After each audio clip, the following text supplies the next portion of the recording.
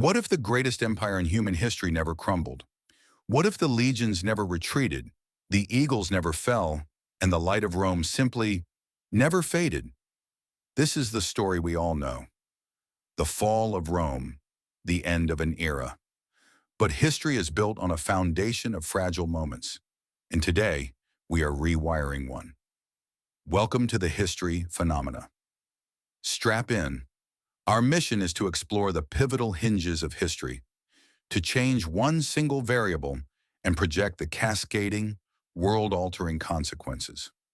Not as fantasy, but as a calculated simulation based on real history, sociology, and geopolitics.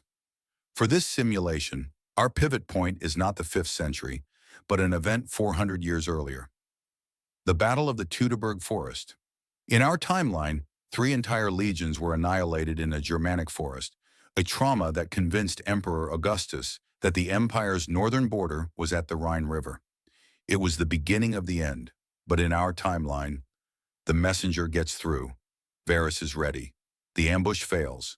Rome wins a decisive victory, so what happens next? The immediate ripples are profound. In our timeline, the Rhine border remained a porous, violent, and expensive frontier for centuries. It constantly drained Roman manpower and money.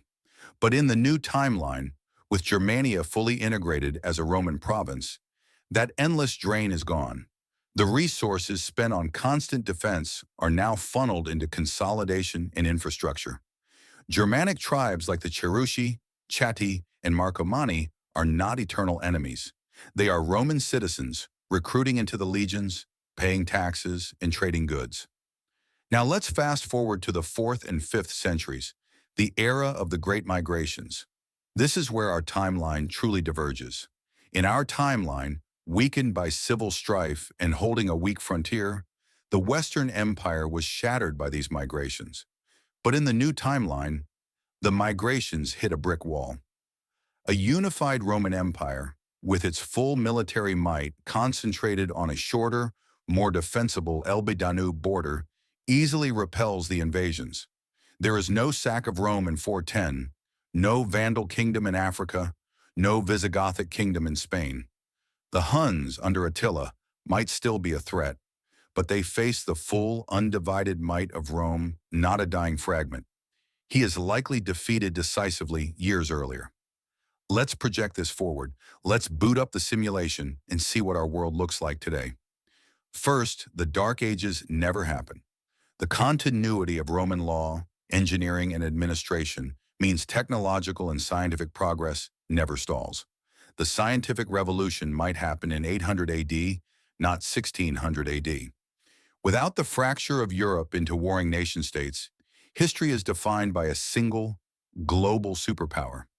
There are no world wars, no colonial empires as we know them, because the entire known world is already under one administration.